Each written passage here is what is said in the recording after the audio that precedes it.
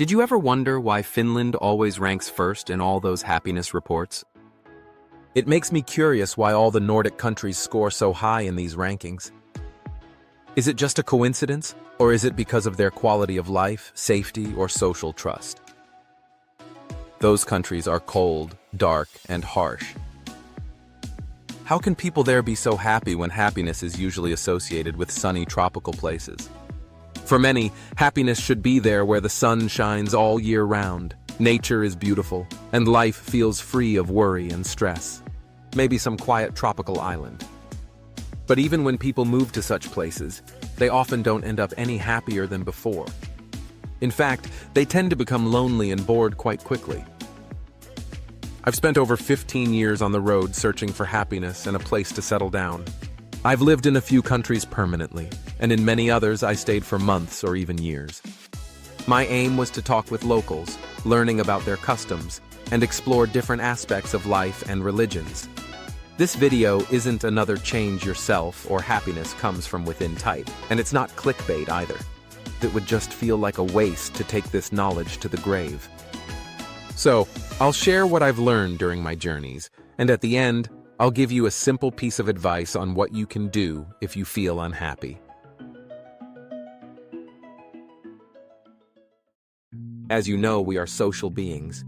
We need human interaction to stay mentally healthy. When we live in isolation, on a remote island or in solitary confinement, our mental well-being inevitably suffers. But I've also noticed that the size of our cities, the density of their populations, and our modern upbringing strip us of our individuality and authenticity. It's incredibly difficult to find ourselves among millions of others. On top of that, from a young age, we're taught that survival depends on competing, building careers, doing things that may go against our values, and cooperating with people we don't necessarily like. Amid all this modern life chaos, we long for connection. A soulmate, a friend, love, or anyone who will help us hold on to what is left of our true selves. For many, that's where problems begin. When we finally find that person or group of people who initially accept and understand us, we often become overly attached. Too often, we place all our emotional needs on one or two individuals around us. In modern relationships, we expect our partner to be our friend, lover, confidant, advisor, and emotional support system all at once. Such expectations place an unrealistic and unfair burden on a single individual. Of course, this kind of arrangement can work while the relationship is stable, but since everything changes, this approach can also be dangerous. People change, needs evolve, friends move away, and sadly, some are no longer with us. When our relationships encounter such obstacles, our happiness, so dependent on others, starts to fall apart. By investing all of ourselves in one or two people, we become subject to their moods, their behavior toward us, and their capacity to fulfill our expectations. At home, your happiness depends largely on your relationship with your spouse and children. If something is wrong there, it's almost impossible to feel happy. Your social happiness depends on your friends, on how people treat you, whether they include you in their lives, or if they talk behind your back. Likewise, our professional happiness often depends on our superiors and colleagues, on their moods and the degree of respect they show us. No amount of money can compensate for daily mistreatment. As well, in today's world, our happiness is also tied to strangers. How often do we turn to social media for validation, measuring our worth in likes and comments? Television and movies make our lives even more complicated by presenting unrealistic images of love, friendship, and happiness. These stories create the illusion that such perfect lives are common, but reality is very different. We should remember that these movies are intended to make a profit. They are made this way to appeal to our deep need for connection. Unfortunately, they often leave us feeling unsatisfied and regretful about our own lives. Does that mean that our happiness is strongly influenced by the moods and intentions of those around us?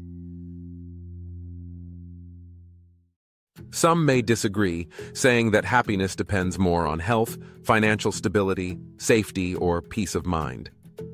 This is true to some extent, but not entirely. I have met wealthy people who are deeply unhappy, and poor people who seem genuinely content. Good health also does not guarantee happiness. In fact, those in good health often overlook it, failing to appreciate the amazing life and possibilities they have. On the other hand, those who face illness or the prospect of death often begin to value life more deeply. Struggle and suffering often make us stronger and help us understand what truly matters. Meanwhile, while dying alone can feel like the greatest punishment, dying surrounded by loved ones can bring a sense of peace and acceptance. So we must ask ourselves, how can we be truly happy if our happiness depends so much on our relationships and the people around us? The first solution for it is the way of the Buddha and the monks. I can honestly say that Buddhists are onto something. Their way of living allows them to flourish in the right environment.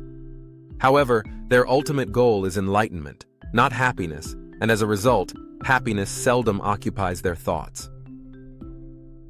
When the Buddha embarked on his quest for enlightenment, he left all material possessions behind and chose a life of solitude. He didn't pursue solitude for its own sake. He sought inner insight and liberation, and solitude was a tool, not an end. In doing so, he unintentionally detached himself from the people around him and from close relationships. During his travels, he met and interacted with others, but those connections were never as deep as the ones he had in his homeland. Today, monks follow a similar path, often without reflecting on this aspect. By joining a monastery, they leave behind their close relationship together with the suffering that often comes with it. Within the monastery, they are surrounded by other monks, yet their social bonds are on a different level, since their main focus remains enlightenment.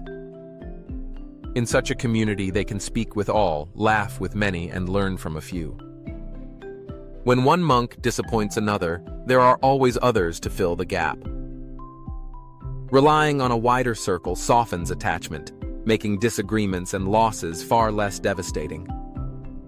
Moreover, it is easy for them to find someone who can help restore their inner harmony, as they are surrounded by people with the same purpose and outlook on life. As a bonus, meditation provides them with valuable time for themselves, a space to learn how to be alone with their thoughts, to accept their lives, and to embrace who they truly are. In today's world, it is not easy to find a kindred spirit or to truly love ourselves. If you don't want to become a monk, there is a second solution, the Nordic way. So what makes the Nordic countries different from the rest of the world? Why are they always so high in those happiness rankings? I don't see many differences, but there are two that stand out to me. First, it's a very sparsely populated region. Second, the way people are brought up here is quite distinct. Is that in any way related to happiness? Every time I speak with someone from Finland, Sweden, Denmark, or Norway, I hear the same response. I'm not happy, I'm just content. When I follow up with a question about what they mean, they usually say something like, I don't have much, but it's enough. I don't need to change, and I feel safe. To me, this reflects the essence of Nordic happiness. Being content with who you are, feeling like part of society, not constantly striving to change yourself or your surroundings. Even the school systems in these countries reflect this mindset. Children are encouraged to explore, experiment, and meet their own needs. Nobody judges, criticizes, or suppresses. From an early age, children learn to respect and accept others without significant limitations. This approach fosters a sense of freedom and acceptance. Moreover, there is no societal pressure to chase a career or compete relentlessly. You can simply be yourself, and nobody tells you otherwise. This removes a significant burden, freeing people from the weight of family and social expectations. Furthermore, in Norway, it is considered proper for young children to invite the entire class, or at least all the boys or all the girls, to birthday parties to ensure that no one feels excluded. Similarly, when playing or planning activities, inclusivity is emphasized. In Sweden, there is a concept called the Law of Jante, a set of 10 rules summarized as, "You are not to think you are anything special," and "You are not to think you are better than we are." Some argue that this suppresses competition and self-improvement, but we have to ask, do we really want to chase constant self-improvement for our entire lives? We cannot be the best at everything, and in today's world with billions of people competing, the chances of being the best at even one thing are slim. From a young age, we are taught to always strive for more, yet no one taught us where to stop. You've probably met people who long past retirement age and still can't stop working, or those who receive a pension and feel lost and unsure how to spend their time and the rest of their lives. Is this what we want? Do we really want to chase constant self-improvement for our entire lives? If we want to improve, we are free to do so, but the knowledge that it is our choice rather than a societal expectation is priceless. At first glance, when in Scandinavia, you might notice that people seem more reserved and less openly emotional than elsewhere, but there's more beneath the surface. Self-confidence and acceptance build a sense of security and strengthen social trust. In these circumstances, emotional connections can shift more freely from one or two close friends to a wider circle, allowing more people into our lives. Now, if one friend drifts away, some always remain. While these bonds may not always be intense, they are strong enough to provide love, support, friendship, and security. Letting go of one friend is easier to bear when you have others to rely on, but by contrast, the loss of your only friend can feel unbearable. This mindset doesn't suit everyone, but it works for many. Of course, no country is perfect. Bullying and other negative behaviors still exist in the Nordic countries, but they are less common than in many other cultures. People are all different, and this approach gives you the freedom to become who you genuinely wish to be. A world where you don't have to change to fit in or constantly seek validation from others. This fosters strong values and confidence, making you less vulnerable, less attached, and less likely to be hurt. By doing so, you become less dependent on those around you. Once, I was speaking with a young Lebanese man in his 20s who had moved from Lebanon to Norway at the age of 10. Since his home country was so different, I asked him if he liked Norway and how he had adapted. His answer surprised me. He said that he loves Norway, and his reasoning was remarkably simple. "Here, nobody ever told me that I'm a bad child or that someone hates me." This upbringing had shaped him into a strong, independent young person with a big smile and an even bigger heart. An environment where you are accepted fosters self-reliance and personal resilience. On another occasion, I met a Finn whose life revolved around hospitals and medical treatments. Despite all of the suffering, he was happier, open, and more positive than most people I know. That day, he taught me that the company of others is what keeps him positive and what he truly needs. In contrast, I also met a man who had recently fallen ill and was deeply unhappy. His unhappiness didn't come from his illness alone, but from losing friends who were focused on work and socializing. The isolation and loneliness were far more devastating for him than the sickness itself. Once during my travels, I met a Portuguese man who radiated happiness and positivity. I later learned that he had lost his son in a car accident. Despite this unimaginable tragedy, he remained positive. When I asked how he had overcome such grief, he explained that he still had a daughter and a wife and needed to stay strong for them. The loss of his son was tragic, but having others around him helped him endure and share his sorrow. Among indigenous communities in Ecuador, Brazil, and Ethiopia, I noticed a similar pattern. People here may not have much wealth or material comfort, but they seem genuinely content. Their smiles and inner peace are omnipresent. Small, stable, and supportive communities seem to offer everything people need to live steady and happy lives. In today's world, especially in large, crowded cities, seeking friendship among thousands of strangers can often feel like a burden. And when we finally find a friend or soulmate, we tend to overlook their flaws and become overly attached. In our effort to keep those relationships alive, we may end up acting against ourselves or even sacrificing our own happiness and dignity. On top of that, each of us has different feelings and needs. One person may have an abundance of love, which can feel overwhelming to many. Another may carry a great deal of sorrow, which can be difficult for anyone to handle alone. A third may cherish their me time and find 3 phone calls a day intrusive. As social beings, our happiness is intertwined with others. Yet it depends on us who those others are and how deeply we allow them into our lives. The philosophy of better to have a few good friends than many acquaintances, if misinterpreted, can become harmful in modern life. Sharing our feelings in a balanced way, to the extent we choose, allows us to be who we truly are and do what we genuinely want. It allows us to love both ourselves and those close to us in a clear and pure way. Only when we live in harmony with our own needs and become independent can we experience the kind of contentment found in places like Finland. Life becomes much easier when you choose positive, supportive individuals.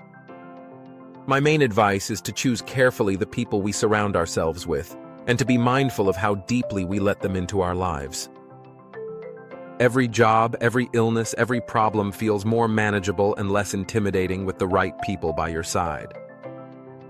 In our everyday struggles, if your boss is difficult, don't quit just yet, but do everything you can to find one who will appreciate your values. Even if the pay is lower, being valued and respected is far more rewarding. Try not to unload all your feelings on just 1 or 2 people. Doing so can make you vulnerable and give others control over your life and happiness. When times are tough, don't rely only on one advice.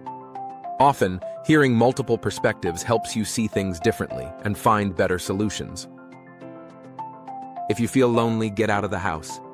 Even a short walk, a quick chat at the gym, or a brief conversation during swimming lessons makes a huge difference. Think of 5 small interactions together as being equal to a single big one. If you're bored or sad, try falling in love with yourself again. Spend time enjoying your own company, pursue hobbies, or do whatever brings you joy. What makes you happy now truly makes you happy. When you don't know where to start, take a cue from time. If an activity feels endless, it's probably not right for you. If time flies and you lose track of it, you're likely on the right path. Remember, happiness means different things to different people. As well, there's no one common, ultimate, and permanent happiness. You can feel content in your family life but dissatisfied at work, or vice versa.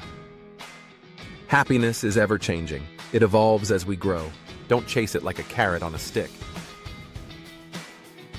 The more we pursue it, the further away it seems. Instead, pause, relax, and take a closer look at the people and relationships around you. Often, happiness is already there, waiting for you to notice it. Thank you for watching. If this video helps even one person, then my mission is accomplished.